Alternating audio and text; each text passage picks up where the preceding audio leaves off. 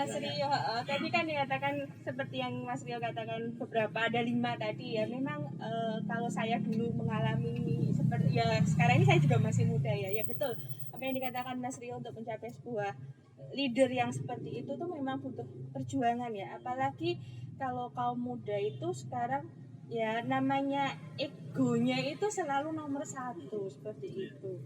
Jadi untuk mencapai seperti itu tuh bagaimana ya Mas Rio?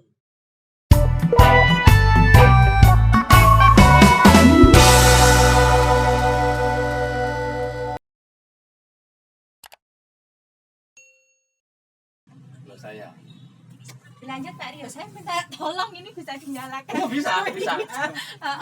Ini hanya di Joglo Inspirasi yang berani menyuruh. Loh, nggak bisa nyala ya ternyata.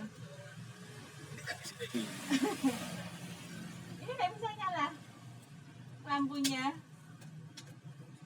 Oh, iya sudah mulai petang ini soalnya. Kasihan wajahnya Pak Rio nggak kelihatan. Makasih. Monggo diminum dulu sambil menunggu lampunya nggak apa-apa. Habis. Nanti tambahin lagi kalau sudah habis. Tenang saja. Persediaan kopi di dapur masih banyak. Itulah. Betul sekali Pak Rio, Mas Rio deh, Mas Rio. Betul sekali.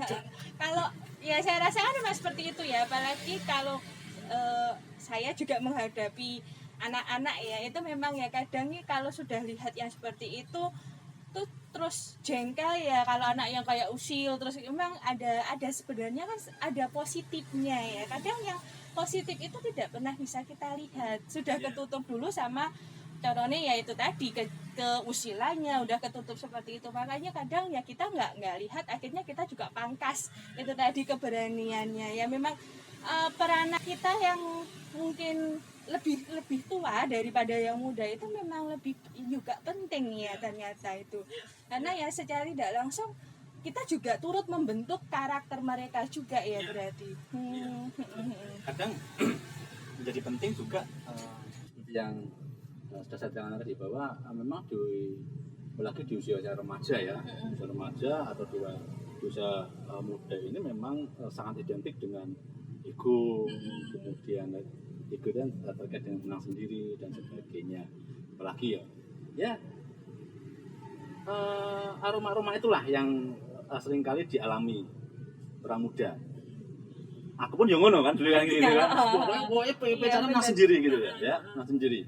Dan sebenarnya pokoknya bicarane wanita, nah, gitu kan. Wanita, aku pokoknya menang bicarane apa yang tak cita-citakan itu berhasil dulu, pokoknya ngalahkan dan sebagainya. Ya, dan itu memang sebuah perjalanan ya. Jadi memang tidak sedih, itu juga tidak salah-salah amat ketika seseorang juga aku peninggung ini kan gitu. Lingkunganku pengennya begitu, ya wis kan gitu. Nah, yang kadang memang harus dialami dulu. Tidak apa Pak, malah kadang kalau saya itu melihat kenakalan remaja saat ini, misalkan ada, ya tidak membenarkan atau tidak menyalahkan ya sebenarnya. Artinya bahwa ada anak nakal nih, anak nakal misalnya ngusili guru nih, atau ngusili apa dan sebagainya. Tetapi yang menjadi benang merah sebenarnya adalah bagaimana lingkungan itu bisa memodifikasi dari perilaku itu. Artinya bahwa orang nakal itu memiliki keberanian. Itu tidak mungkin kalau orang-orang tidak berani itu berbuat usil, kan gitu. Kan gitu. Nah, bagaimana lingkungan-lingkungan ini sebenarnya bisa memodifikasi yang perilaku beraninya, tapi menghilangkan yang perilaku usil tadi. Gitu. Sebenarnya positif ya. Ya, sebenarnya berani. Kadang beberapa orang-orang yang dewasa itu kadang ya bukan membunuh sebenarnya, tetapi jadi berangus sekalian dulu.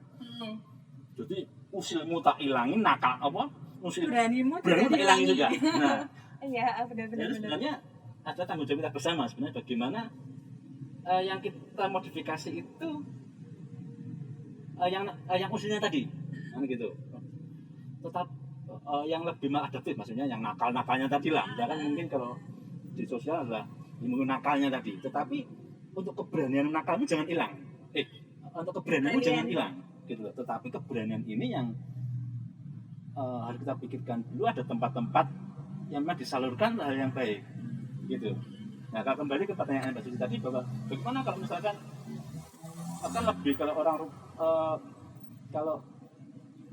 remaja itu kan lebih identik dengan rasa ego kan gitu. Ya sudah, itu memang tahapan-tahapan yang memang harus dilalui dulu kan gitu. Entah nanti akhirnya itu hilang atau tidak. Kalau memang itu akhirnya hilang, itu bisa dihilangkan dengan tadi proses berhubungan dengan lingkungannya, dengan sosialnya. Tentu ego itu juga enggak buruk-buruk amat kan. Karena kadang kan ada stereotip tertentu bahwa lebih egois dan sebagainya. Tetapi ada satu kondisi memang ego itu menjadi penting untuk idealis tertentu kan gitu. Misalnya pernikahan deh, atau misalnya pernikahan yang mungkin beda-beda agama katakanlah. Apakah itu ego? Kan gitu kan? Dari egois memang untuk hal yang memang sifatnya lebih fundamental. Karena bagi saya untuk saya pribadi, saya akan lebih egois terhadap itu. Dan itu masalah prinsip tentu kan. Ya, itu yang sebenarnya harus diberikan juga. Itu sih buat saya. Lanjut Pak Rio, saya minta tolong ini bisa dinyalakan. Oh bisa. Ini hanya dijogo inspirasi yang berani menyuruh. Loh, nggak bisa nyala ya ternyata. Ini nggak bisa nyala lampunya. Oh, ya sudah mulai petang ini soalnya. Kasihan wajahnya Pak Rio nggak kelihatan. Makasih. Monggo diminum dulu sambil menunggu lampunya, enggak apa-apa. Habis. Nanti tambahin lagi kalau sudah habis. Tenang saja. Persediaan kopi di dapur masih banyak. Itulah. Ya. Betul sekali Pak Rio. Mas Rio. Betul sekali. Kalau ya saya rasa kan memang seperti itu ya. Apalagi kalau saya juga menghadapi anak-anak ya, itu memang ya kadang nih kalau sudah lihat yang seperti itu tuh terus jengkel ya, kalau anak yang kayak usil terus memang ada sebenarnya kan ada positifnya ya. Kadang yang positif itu tidak pernah bisa kita lihat, sudah ketutup dulu sama contohnya ya itu tadi keusilannya udah ketutup seperti itu. Makanya kadang ya kita nggak lihat, akhirnya kita juga pangkas itu tadi keberaniannya ya. Memang peranak kita yang mungkin lebih tua daripada yang muda itu memang lebih juga penting ya ternyata itu, karena ya secara tidak langsung kita juga turut membentuk karakter mereka juga ya berarti.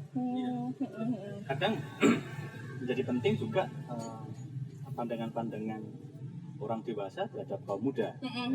Muda, bagaimana kadang kan ada label-label tertentu dari orang dewasa yang melabelkan hal-hal yang mungkin bisa dibilang negatif kan gitu, kumpul tok dan sebagainya. Itu yang kadang memang yang saya bilang tadi ada kompetensi di situ. Memang ada perbedaan budaya aja lah, misalkan antara orang dewasa terdahulu dengan masa muda yang saat ini sedang berjalan nih. Itulah yang kadang memang seringkali terjadi miss. Sudah ada cahaya dari Tuhan Yesus. Terus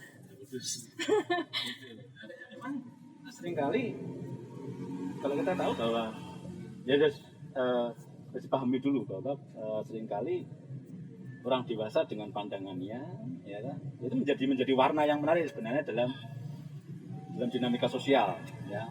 Nah, tentu ya sekolot-kolotnya orang dewasa itu menjadi penting karena orang dewasa itu juga menjadi check and balances. Artinya orang dewasa itu juga mengontrol juga keberlangsungan situasi saat ini. Jadi bukan berarti kalau orang dewasa itu mengontrol itu ngajar tidak sepenuhnya. Tetapi juga itu menjadi penting juga sebenarnya bahwa orang muda itu juga membutuhkan kontrol, membutuhkan pengawasan dari orang-orang dewasa tentunya. Ya. Kalau diawasi, kadang-kadang kan mereka semakin tidak nyaman seperti itu, kadang kan gitu toh, merasa apa ya, sedikit-sedikit diawasi sedikit, akhirnya kan mereka kadang malah membantah, malah seperti itu gimana itu? Nah itulah sebenarnya bahwa memang harus ada dua sisi sebenarnya. Jadi tidak hanya kalau kita mau ngomong tentang treatment itu, cuma juga orang dewasa juga mulai belajar tuh. Orang dewasa juga harus belajar, memberikan kesempatan belajar juga terhadap orang-orang muda. Karena bagaimanapun orang muda ini juga menjadi generasi penerus.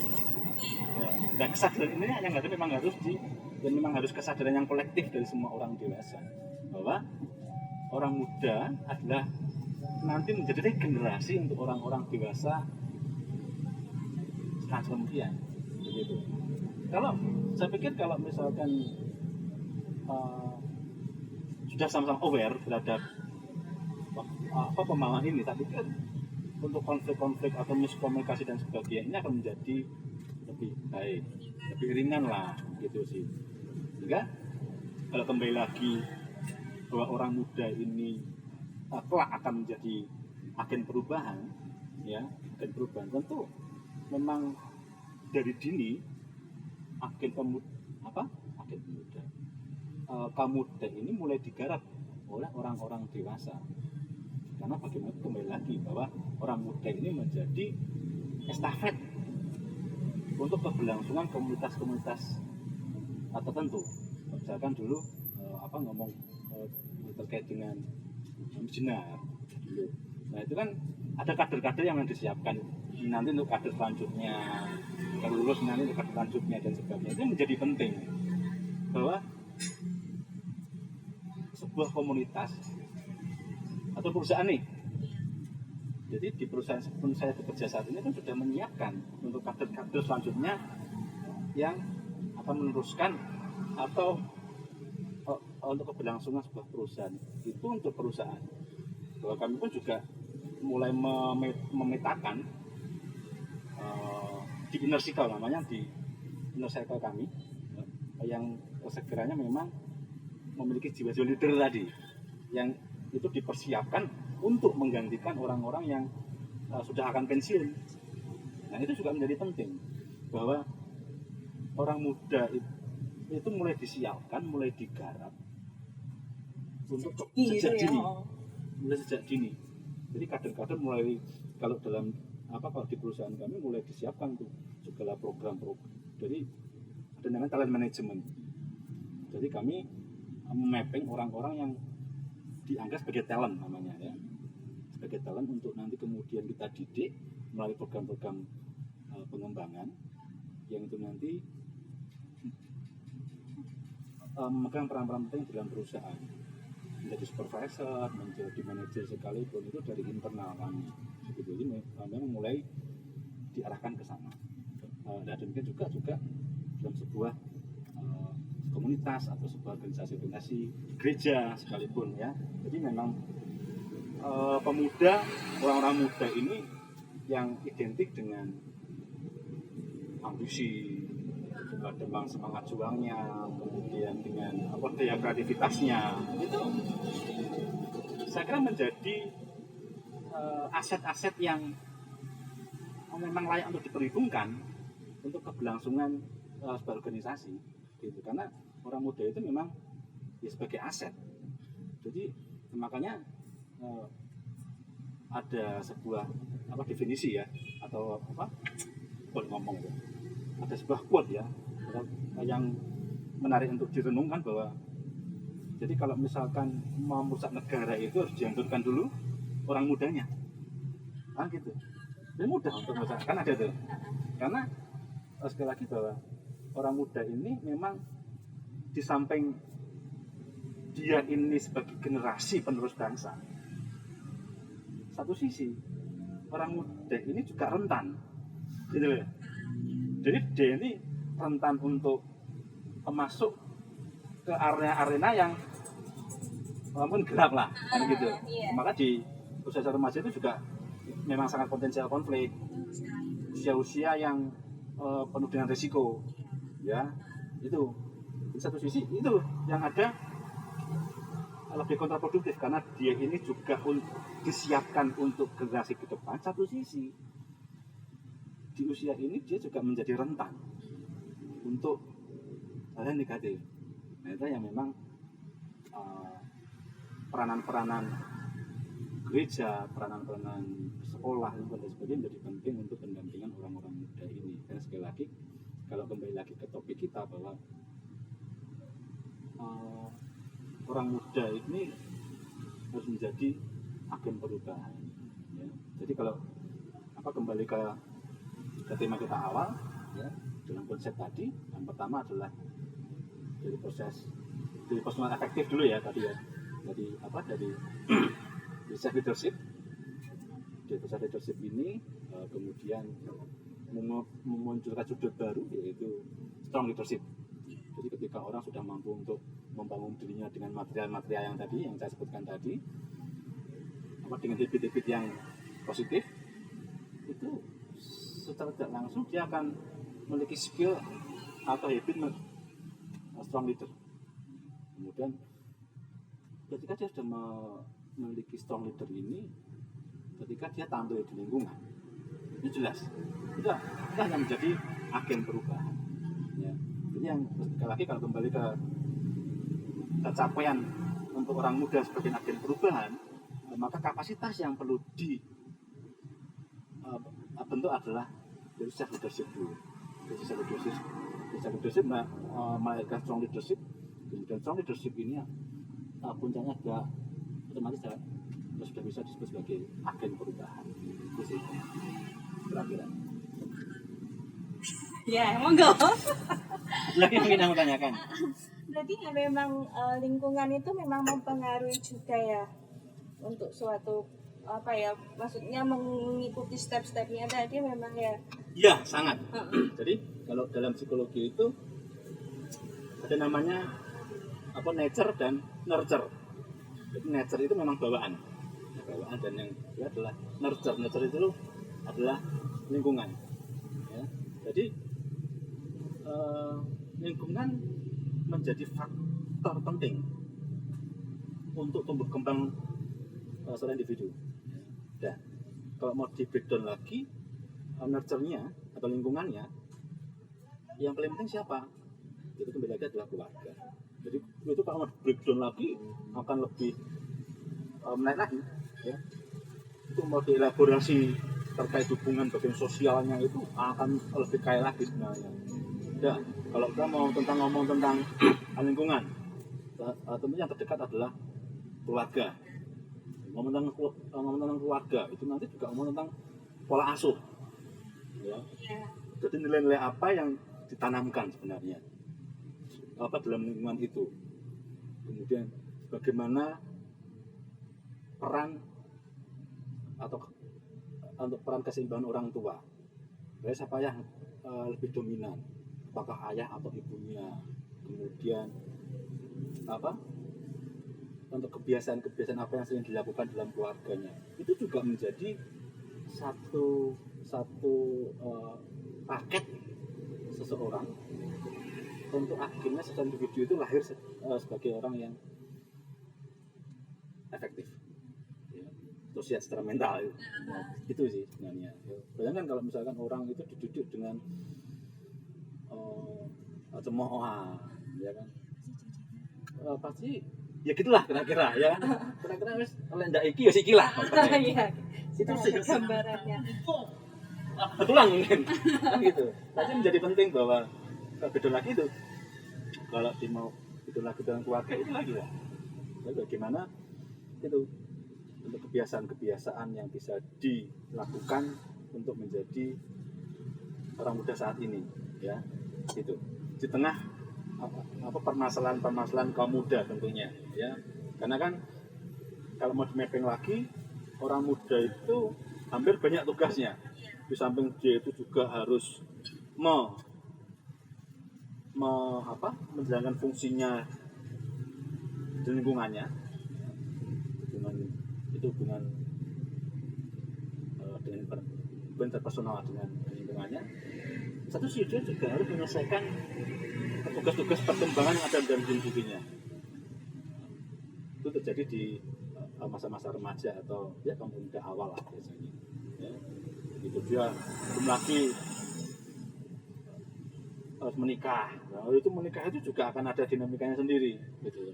Ya. Tetapi yang menjadi penting bagaimana seseorang dari kelima aspek tadi bisa dilatih sebenarnya.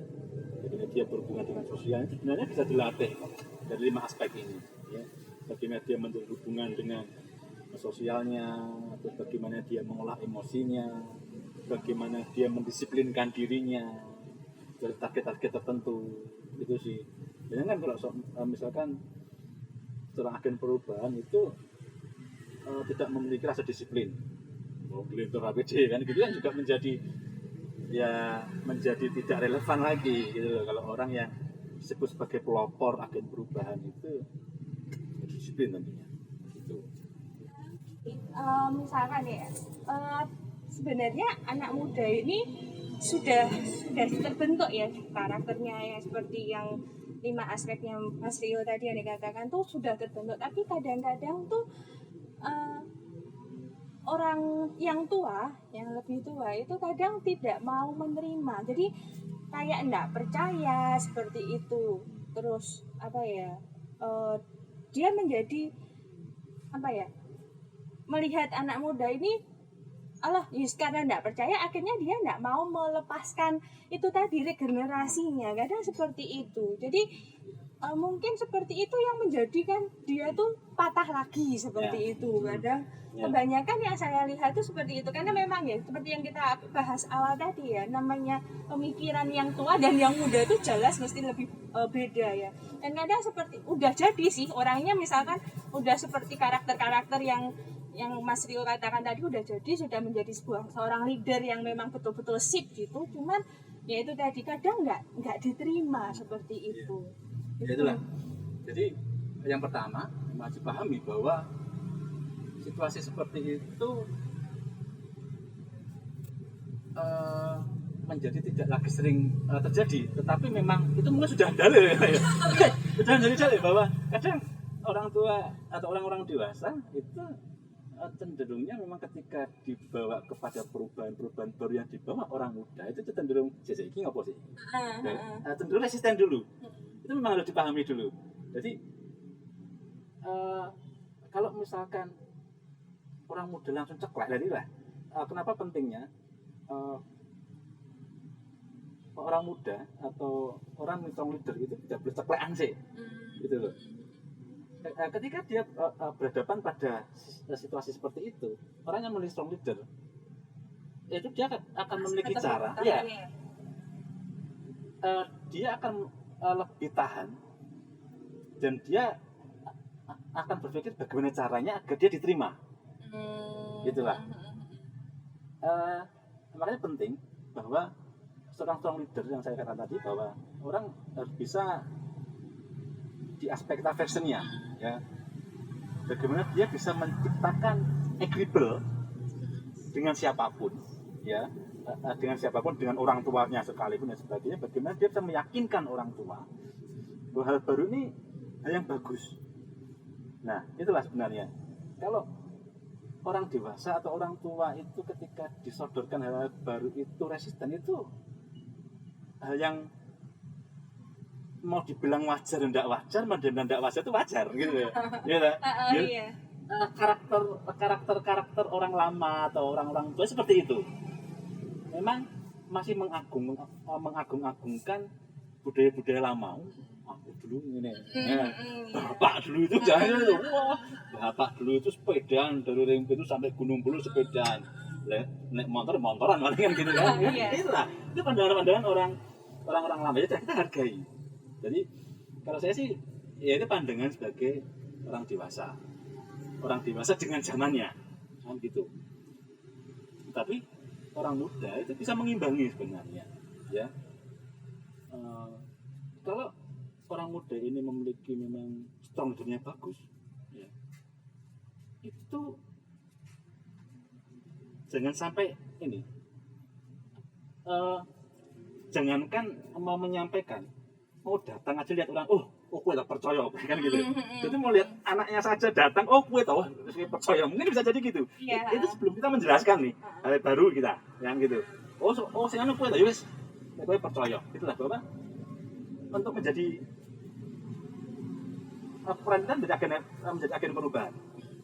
Ya, bagaimana dia bisa melakukan negosiasi, kemudian bagaimana dia melakukan bergening dengan orang dewasa sekalipun. Itulah yang memang rutinnya seperti itu dulu. Jadi tidak bisa seseorang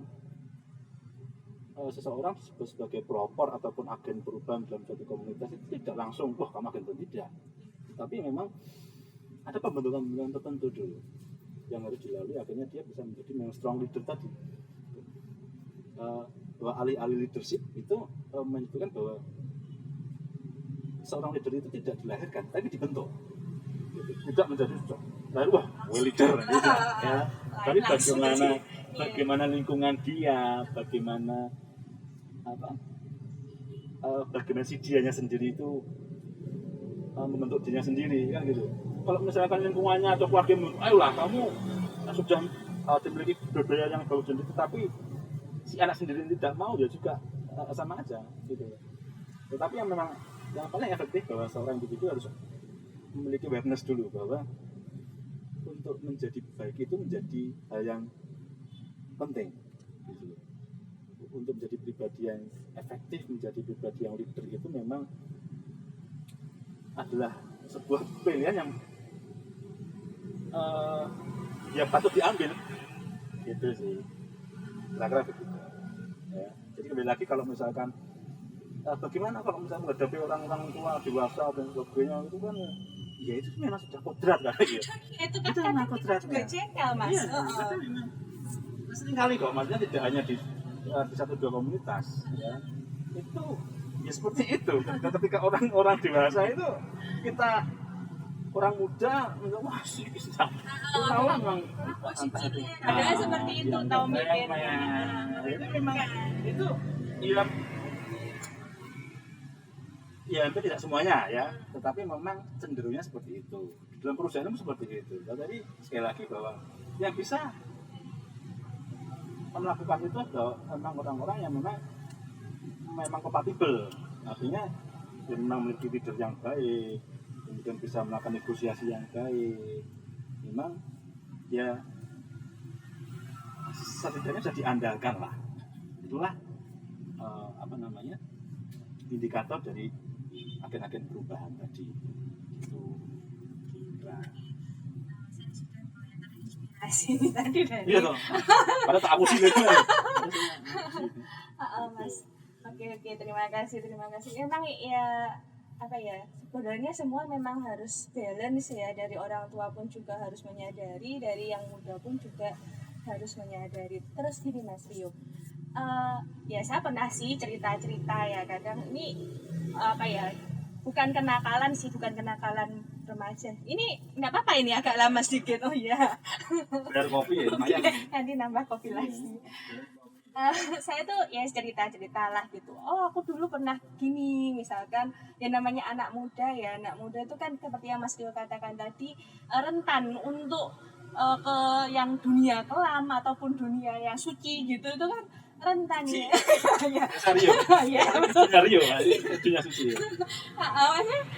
Mereka kan juga apa ya, namanya anak muda lah, pengen coba-coba seperti itu. Terus ada sih yang dia mari corone gitu Mas, sudah tobat gitu ya, semakin dia dewasa itu semakin tobat. Tapi ada juga, kalau saya mikir ya, iya kalau kamu semakin dewasa itu bisa berhenti dari kenakalan kamu. Tapi kalau kebanyakan yang saya lihat kan kadang malah ada yang semakin terjerumus gitu, semakin corone semakin dalam malahan.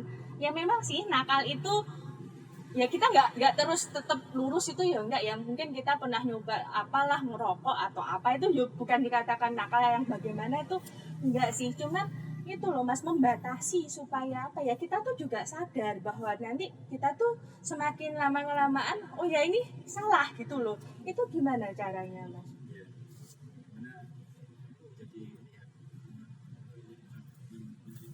nakal gitu ya, nakal atau orang yang berbeda. Sebenarnya itu tadi kalau kembali ke konteks ada orang dewasa di sosial kultur kita ya, sosial kultur bahwa orang dewasa menjadi penting pada saat itu. Ya. Jadi meskipun klot-klotnya orang dewasa atau orang-orang tua di dalam konteks sosial kultur kita itu memang orang tua menjadi penting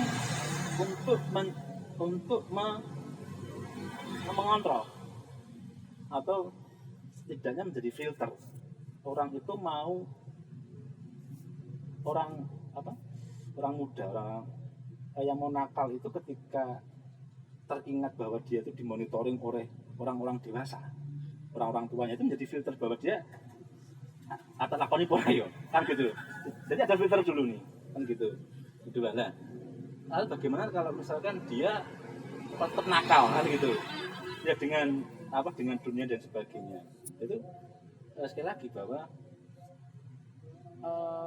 sebelum dia itu melakukan kenakalannya kan gitu, menjadi penting ada hal-hal lain dulu yang harus dibentengi dulu ya. Ada banyak ada banyak tempat, ada banyak figur ya yang setidaknya bisa memberikan ruang untuk anak ini agar tidak nakal ya, entah itu gereja, entah itu sekolahan, entah itu orang tua kan gitu. Nah, kalau pilihan si anak ini akhirnya pepanggah nakal lain itu, kalau mau di breakdown ya kembali lagi itu pasti ada fungsi-fungsi yang salah dalam lingkungan terdekatnya kan gitu. Kalau tadi kita bicara tentang keluarga ya kan gitu, tentang keluarga, nah mungkin ada pola-pola asuh yang memang memberikan ruang untuk itu kan gitu, sehingga dia dengan bebas untuk melakukan yang disebut kenakalan itu ya, entah itu kenakalan apa ya, entah itu kenakalan apa, itu pasti ada ruang-ruang untuk itu. Nah, jadi kalau kita mau mengintervensi dari pelaku yang mungkin lebih maladaptif ya, karena kalau dalam psikologi itu disebut dengan pelaku maladaptif, yang mungkin kenakalan tadi ya, itu menjadi penting untuk kita bersama ya, gitu. Jangan-jangan ada di keluarga dia, entah itu pola asuhnya, atau jangan-jangan memang si orang tuanya juga menjadi pelaku juga kan gitu. Dan bagaimana si anak contoh, jadi orang tua menjadi role model dia untuk nakal itu tadi kan gitu. Atau mungkin ada kelompok-kelompok sosial lain yang si anak ini mengadopsi perilaku itu. Nah itu, sehingga grup-grup yang lain menjadi penting untuk menarik dia ini, ya, akhirnya menjadi tidak nakal lagi kan gitu. Dan bagaimana? Tentu lagi harus disadarkan dengan orang sekitarnya toh. Gitu. Bahwa kamu itu orang muda, ya toh, orang muda itu harus menjadi contoh yang baik, harus menjadi apalah yang sifatnya positif gitu sih. Jadi terlepas itu nanti si anaknya akhirnya tobat atau tidak, kembali lagi bahwa ya kesadaran dia sendiri ya, gitu sih. Jadi memang peranan-peranan di sekitarnya itu memang penting ya. Seperti mungkin gereja itu juga peranannya juga penting ya. Mungkin memfasilitasi atau mewadahi misalkan ya kegiatan-kegiatan yang positif, sehingga mungkin anak-anak muda yang biasanya bergaulnya dengan yang tanda kutip anak-anak yang seperti itu kan menjadi agak berkurang, sehingga mungkin ya seperti itu, ada wadah di gereja itu kan kadang kalau kita dulu kumpul-kumpul gitu itu kan mengurangi mereka bergabung seperti itu ya Mas Rio. Bagaimana sebuah komunitas, sebuah organisasi ya, baik gereja maupun komunitas-komunitas yang lain ya, maupun perusahaan itu membuat suatu program yang memang kompatibel dengan situasi anak sekarang, kan gitu. Jadi kalau di perusahaan itu kita juga membuat sebuah program pengembangan, membuat suatu wadah yang memang itu kompatibel dengan kebutuhan perusahaan atau kompatibel dengan orang yang akan jalankan gitu. Kalau sekarang sih, kalau sekarang ini kan lebih identiknya dengan era milenial kan gitu. Nah, kami pun dari perusahaan itu bagaimana mau meng-hire orang itu pun juga apalagi dengan karakter orang sekarang, anak-anak remaja sekarang ya. Dan kalau karakter ini kan muncul era milenial dengan karakter yang demikian ya. Dan itu pun juga memang memerlukan perlakuan khusus. Bagaimana kita menjaga orang itu tidak, karena kan cenderungnya identiknya itu anak-anak kaum milenial ini kan cenderung tidak betah untuk bekerja di kantor. Dan bagaimana saya memilih calon karyawan yang memang itu kompatibel dengan perusahaan, dan demikian juga dengan gereja, bagaimana setidaknya sama gereja memiliki program-program pengembangan atau wadah yang memang kompatibel dengan situasi zaman sekarang, begitu sih. Sehingga buat mereka nyaman juga ya. Iya, itu nyaman. Dan gereja pun juga, dia juga menjadi sarana pengembangan pembentukan pribadi seseorang. Jadi saya bisa segini pun itu pun juga kurang lebihnya juga gara-gara gereja kan gitu. Iya. Jadi ada baiknya juga karena gereja kan gitu kan. Iya. Ada kurangnya juga mungkin juga kurang karena gereja kan gitu. Karena saya dulu dari SD sampai SMA itu sampai awal kuliah itu pun ya juga sering berinteraksi di gereja. Jadi sedikit banyak pun role model saya itu terbentuk ya karena gereja gitu loh. Jadi ya mungkin begitulah kira-kira. Jadi gereja memang menjadi tempat penting yang bisa dipungut untuk membentuk karakter seseorang gitu. Jadi menjadi penting untuk ada program-program yang memang mengedukasi anak muda. Betul sekali, oke, terima kasih. Iya, mungkin ada pesan-pesan untuk sobat muda kita ini supaya ya sama. Oke. Mungkin Mas Rio ada pesan-pesan untuk sobat-sobat muda supaya dia bisa lebih. Ya, apa pesannya ya? Ya pesannya bahwa pengalaman di masa remaja, masa muda ini memang pengalaman menyenangkan ya, memang pengalaman yang sangat menyenangkan, sehingga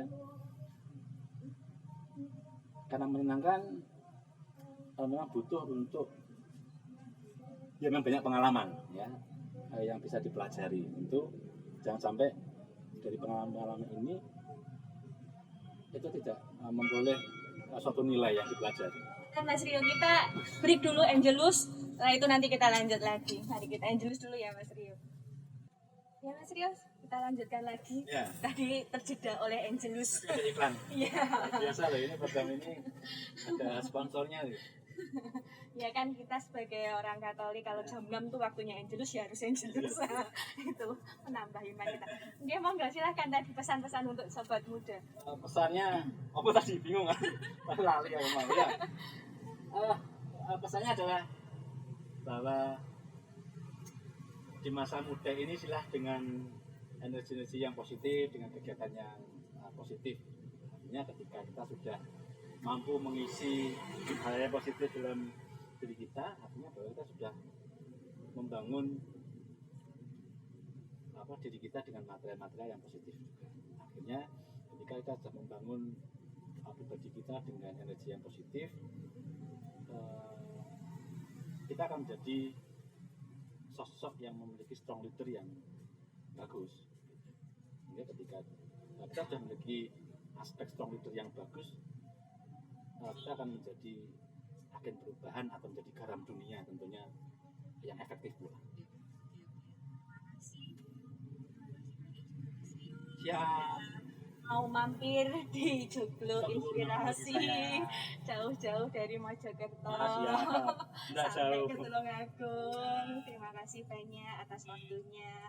Lain kali kita ngobrol lagi. Terima kasih banyak Mas Rio sekali lagi. Hati-hati di jalan nanti waktu pulang. Semoga selalu sehat ya Mas. Amin. Ya, salam untuk keluarga. Ya. Oke. Sobat muda, terima kasih karena kalian tetap setia bersama kami hari ini. Dan kalau kalian suka dengan video ini, jangan lupa apa Mas Rio? Jangan lupa like, Ya, like, comment, komen, subscribe. ya, like, komen, dan subscribe ya. Jangan lupa juga sebarkan video ini, share video ini, sebarkan satu kebaikan video ini apa supaya lebih banyak lagi kaum muda yang terinspirasi dan juga menjadikan hidupnya lebih bermakna lagi.